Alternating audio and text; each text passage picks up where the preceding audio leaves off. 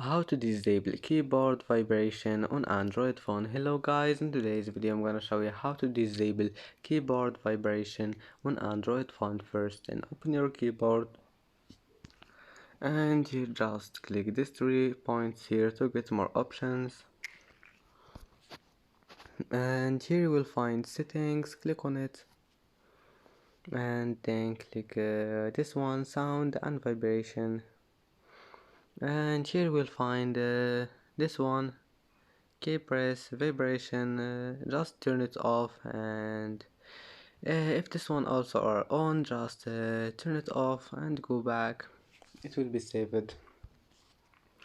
And that's how to disable keyboard vibration on Android phone. And that's it for today's video. If you like this video, don't forget like and subscribe, and thank you for watching this video until the end, and see you in the next video.